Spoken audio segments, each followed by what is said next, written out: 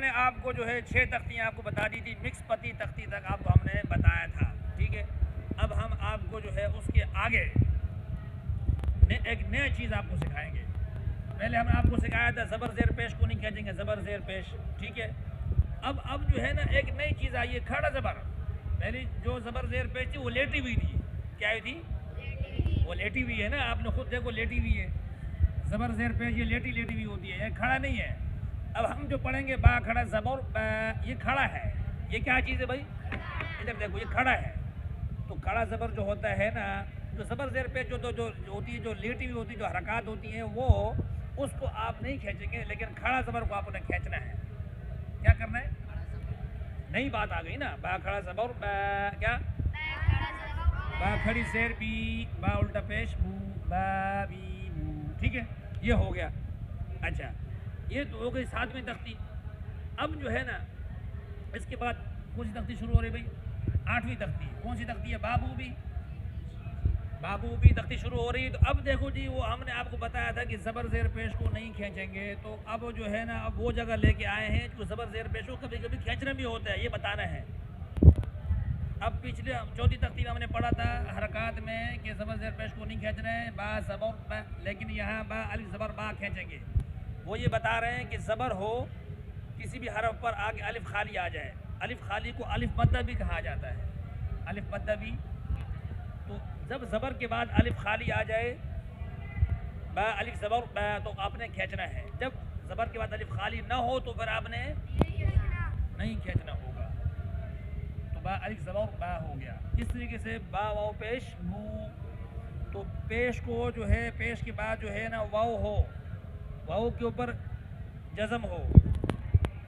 اچھا، یہ جو ہے نا پیش کے بعد جو ہے نا الف خالی آئی تو پھر نہیں کھینچیں گے۔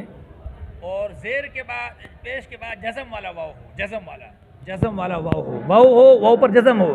زبر زیر پیش والا بھی جو ہے نا واو ہوتا ہے، کون سا ہوتا ہے؟ لیکن اگر پیش کے بعد زبر زیر پیش والا واو ہو تو پھر پیش کو نہیں کھینچیں گے، جزم والا واو ہونا ضروری ہے، جزم والا۔ تو باو پیش بو، تو اس جزم والے واو کو جو ہے واو مدہ بھی کہا جاتا ہے، کیا؟ واو مدہ۔ مدہ کا مطلب ہوتا ہے کھینچنا، تو اس کو کھینچیں گے۔ آسان لفظ میں ہم نے آپ کو بتایا کہ پیش کے بعد واو ہو، واو پر جزم ہو تو آپ نے کھینچنا ہے۔ پھر اس طریقے سے با یا زیر بی، زیر کو کب کھینچنا ہے؟ جب اس کے بعد جزم والا یا آ جائے، جزم والا یا آ جائے۔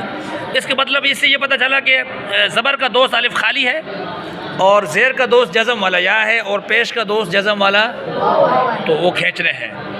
جب کہیں آپ کو کہیں راستے میں کوئی دوست مل جاتا ہے تو آپ اس سے ملتے ہو نا، تھوڑی دیر رک جاتے ہو نا، رکتے ہو نہیں رکتے ہو؟ جب آپ سے کوئی دوست نہیں ہوتا تو آپ ایسے چلتے جاتے ہو سیدھے سیدھے۔ تو اس طریقے سے زبر کے بعد اگر الف خالی ہے، سمجھو دوست آ کے اب تھوڑا دیر رکنا ہے، تھوڑا دیر کھینچنا ہے۔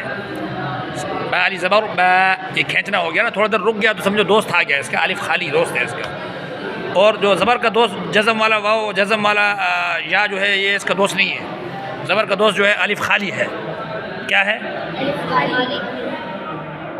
ہاں۔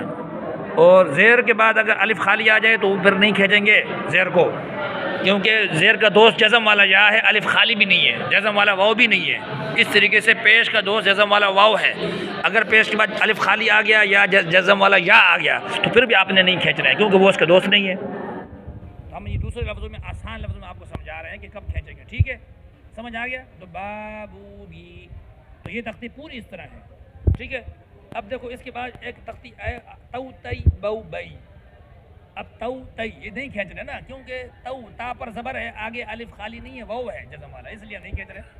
بئی با پر زبر ہے، آگے جزم والا یا آیا ہوا ہے، الف خالی نہیں کھینچیں گے، بئی دوست نہیں ہے نا، تو یہ ٹھیک ہے۔ اب آپ کو جو ہے نا ایک نئی بات پتہ چل گئی کہ کھڑا زبر کو ایک الف کھینچنا ہے، اس کے لیے کھڑا زبر کو آپ نے بس کھینچنا ہے، ہمیشہ کھینچنا ہے، ٹھیک ہے؟ اس کے اندر یہ نہیں کہ الف خالی ہو، یہ ہو، اس کے اندر کوئی شرط نہیں ہے۔ کھڑی زیر الٹا پیش کو ڈائریکٹ کھینچنا ہے آپ نے پورے قرآن میں، ٹھیک ہے؟ بابو بھی، لیکن جب زبر زیر پیش ہوگا نا، جو زبر زیر پیش ہوگا اس کو تو اس کے لیے ہے کہ یہ ہونا ضروری ہے، دوستوں کا ہونا ضروری ہے اس کے۔ تو یہ بابو بھی ہو گیا، بو بئی بھی ہو گیا، ٹھیک ہے؟ اب جو ہے نا، اب جو تختی شروع ہو رہی ہے آمنہ والی، 9ویں تختی۔ کون سی تختی؟ اب یہ جو تختی ہے نا، یہ جو ہم نے الف سے پہلی تختی پڑھی تھی، دوسری پڑھی تھی، اور پھر تیسری، چوتھی، پانچویں، اور پھر ہم نے 7ویں اور 8ویں جو ہم نے سیکھی ہے نا، اب یہ 7-8 تختیاں ساری اس میں آئیں گی، کیا آئیں گی؟ اس میں سب آئیں گی. دیکھو کس طرح آئیں گی. دیکھو اب آمنہ پڑھو. اب آمنہ جو ہے یہ آمنہ جو ہے اس کے اوپر جو ہے دیکھو اس کے اندر یہ کھڑا یہ الف جو ہے یہ کہاں سے آیا بھائی؟ پہلی تختی سے آیا. کہاں سے آیا؟ پہلی تختی سے آیا نا. اور اس کے اوپر جو ہے کھڑا زبر ہے یہ کون سی تختی سے آیا؟ 7ویں تختی سے آیا. تو 7ویں تختی نے کیا بتایا تھا آپ کو؟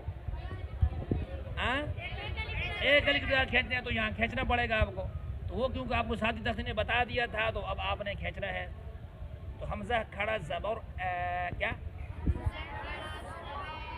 تو یہ کہاں سے پتہ چلا کھینچنا؟ 7ویں تختی. 7ویں تختی نے کیا بولا تھا؟ کس کو کھینچنا ہے؟ ہاں ایک ایک مقدار کھینچنا ہوتا ہے. تو یہاں ہم نے کھینچیں گے. ٹھیک ہے. آگے ہو گیا میم زبر میں. کہاں سے؟ یہ میم زبر ماں کھینچیں گے. یہ آپ کو کیسے پتہ چلا کہ نہیں کھینچیں گے؟ کہاں سے پتہ چلا تھا؟ کون سی تختی سے؟ 4تھی تختی سے پتہ چلا. 4تھی تختی میں کیا بولا تھا؟ تو زبر کے آگے الف خالی ہوگا تو کھینچیں گے. 4تھی تختی میں یہ تھا کہ زبر کو نہیں کھینچتے زبر کو. تو یہاں زبر ہے نہیں کھینچیں گے.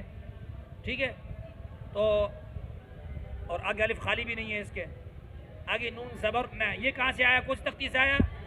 4تھی تختی. 4تھی تختی نے کیا بولا تھا کہ یہ زبر کو نہیں کھینچنا ہے. تو اب نہیں کھینچیں گے. ٹھیک ہے. آمنہ کیا؟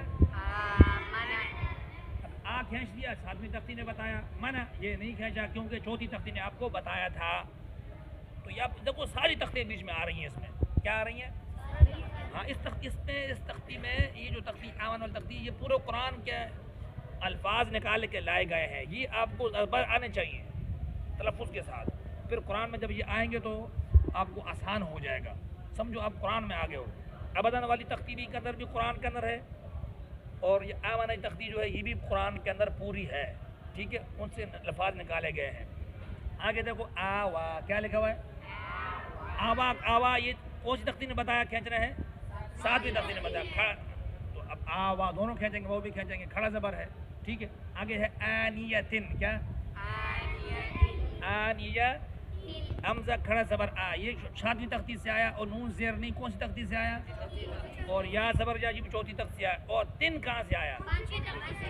تنوین والی تختی آ گئی. آنیتن. دیکھو پڑھنا اسی طرح ہے جو ہم نے پچھلے تختیوں میں ہم کو تنوین والی تختی میں جو بتایا تھا پڑھنا اسی طرح ہے.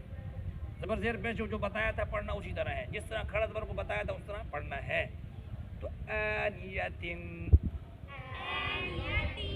اچھا آگے اور کوئی لفظ دیکھو. آگے ایلافی کو چھوڑ دیں. آپ دیکھیں این. کیا؟ یہ این. یہ حمزہ یا زبر ای کون سی تختی سے آیا بھائی؟ کون بتایا؟ 8ویں تختی سے آیا. بو بئی تو تئی سے آیا. او ای. تو ای کھینچیں گے. کیوں نہیں کھینچیں گے؟ کیونکہ اس کے اندر بتایا گیا ہے کہ زبر کے بعد خاج الف نہیں ہے. الف مدہ نہیں ہے. ٹھیک ہے. تو یہ نہیں کھینچیں گے.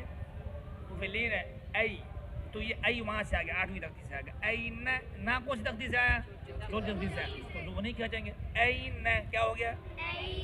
ٹھیک ہے. یہ ترتیب ہے. یہ آسان ہے بہت. یہ مطلب یہ کہ پورا قاعدہ جو ہے پچھلی تختیوں کے ساتھ. پچھلی تختی یاد ہوگی تو اگلی تختی آپ کے لیے آسان ہوگی. اس میں ضروری تختیاں جو ہے نا وہ پہلی تختی ہے. پھر اس کے بعد زبر زیر پیش والی ہے. تنوین والی ہے. کھڑا زبر اور بابو بھی والی. کھینچنا نہیں کھینچنا آپ کو بتاتے ہیں. یہ ضروری تختیاں ہیں. یہ بات سمجھنا ضروری ہوتا ہے. ٹھیک ہے. تو یہ بات آپ کو سمجھ آئی.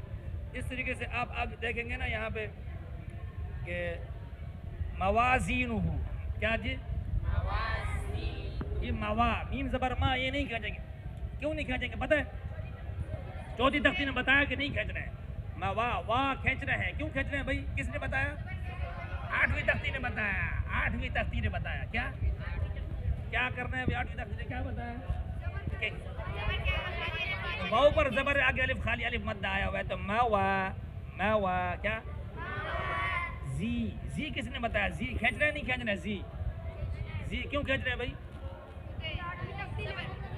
زیر کے زی موازی بوازی. یہ بھی 8ویں تختی سے زی زازو زی. یہ کاٹ پھوٹ کے لفظ ڈالے گئے ہیں.